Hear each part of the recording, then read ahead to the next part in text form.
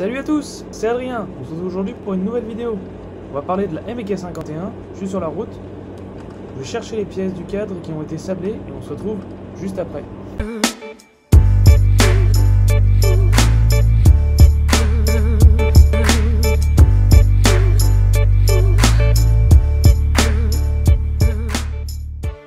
Les amis, je suis rentré, donc je vais vous montrer toutes les pièces qui ont été sablées sur le MK51, comme le cadre, les jantes, la fourche, enfin voilà, toutes les pièces ont été sablées.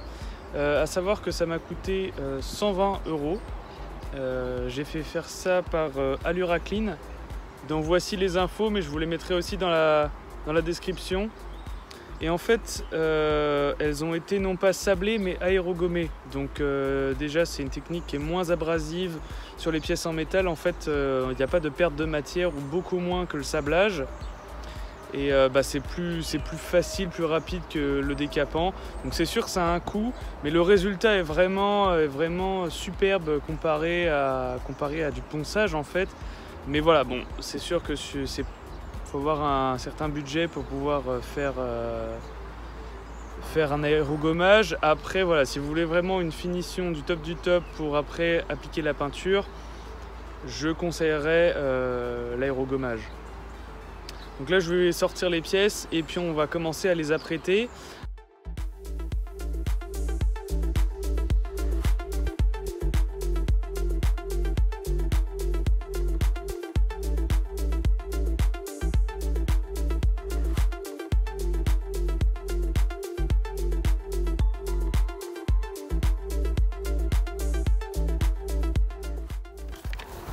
Mais donc ici, hop,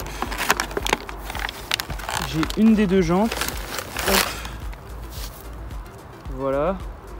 Donc c'est bien, franchement, le résultat est nickel. Voilà, à peindre, c'est hyper facile du coup. Vu que la surface est bien homogène.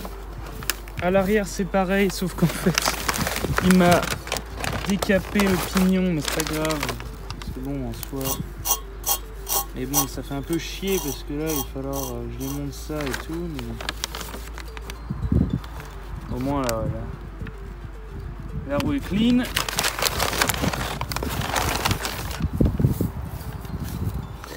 Hop, j'ai mon haut de fourche. Désolé pour la coupure, mais bon, c'est des petites vidéos à l'arrache. Non, je plaisante, ça va aller. Donc là, le haut de fourche, voilà, donc j'avais protégé avec du scotch de masquage ici, en bas aussi. Et voilà, avec c'est de la petite pièce là. Hop. Et donc enfin mes bas de fourche, donc avec il m'a fait le ressort aussi, donc bon au moins ça mérite d'être clean. Donc là j'en ai un qui est nickel, qui est en bon état. Et j'en ai un autre qui est foiré, putain, ça c'est chiant parce que il y a deux gros trous que j'avais pas vus. Et là deux petits. Donc ça va être à récupérer, il m'a dit, avec une petite brasure éventuellement. Donc, je vais essayer de le faire moi à l'étain. Et puis sinon, faudrait que j'aille voir quelqu'un parce que il m'a dit que soudure, en fait, c'était un trop gros rajout de matière. Donc ça passerait pas, mais bon voilà. Après, on va voir ce que ça donne.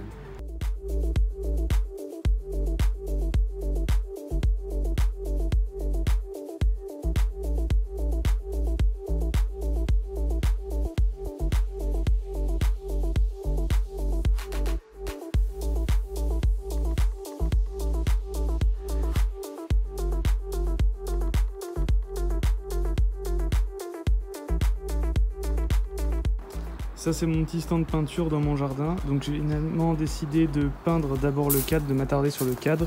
Donc en le dégraissant comme vous avez vu avec de l'acétone, voilà. Ensuite le passer avec une petite microfibre. Passer tout le cadre avec une petite microfibre pour récupérer toutes les petites particules qui pourraient s'être déposées lorsque vous l'avez dégraissé. Pas forcément utiliser de soufflette, en fait, de compresseur, d'après ce que le mec m'a dit, parce que en fin de compte, le compresseur, ça pulse de l'air, mais ça pulse aussi des micro-gouttelettes d'eau. Donc voilà, c'est pas forcément conseillé de passer un coup coup de soufflette, enfin pas juste avant de peindre en tout cas, pour nettoyer au début oui, mais après avoir dégraissé la pièce, voilà. Et donc en fait l'après que j'ai pris, il y a un petit morceau en plastique là qui permet de gérer la quantité, en fait la diffusion de la peinture, vous voyez, avec un petit plus, un petit moins. J'avais jamais vu ça. On peut régler l'amplitude du jet. Donc c'est plutôt pas mal. Les amis, n'oubliez pas que pour peindre, le port du masque est recommandé, hein, surtout en ce moment. Et les gants, si possible les lunettes, surtout si vous portez déjà comme moi des lunettes. Ça m'est déjà arrivé de me retrouver avec des paillettes grises sur les verres et c'est une galère à enlever. Donc voilà, c'était la petite seconde protection.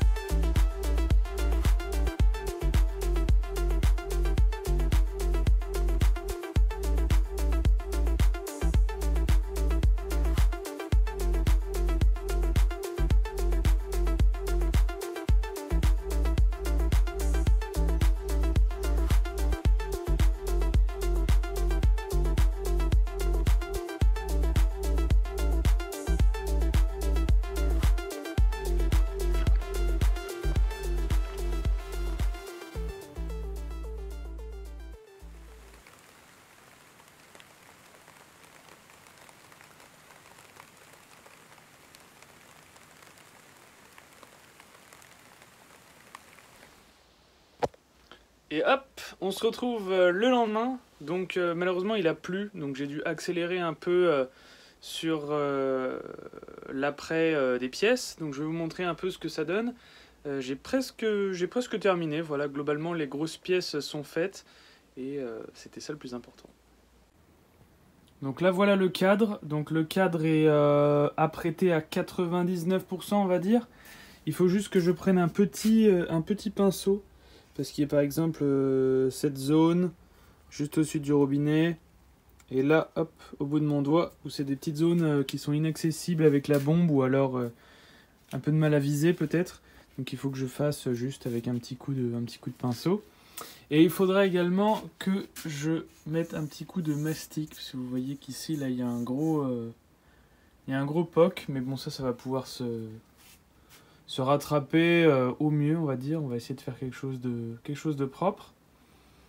Donc là j'ai un bas de fourche, il faut que je vois pour le deuxième qui a le... Ah bah là pareil.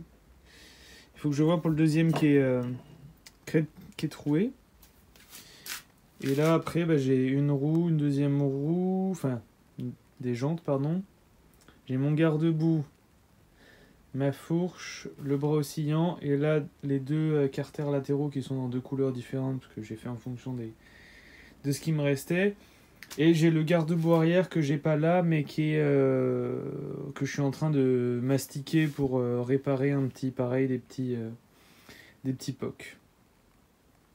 À noter que je cherche la boîte à outils qui vient se positionner ici sur le cadre du 51. Si quelqu'un a ça en stock, ce serait vraiment tip top parce que comme je veux vu qu'elle est complète à 99%, c'est une des pièces, enfin la pièce qui me manque.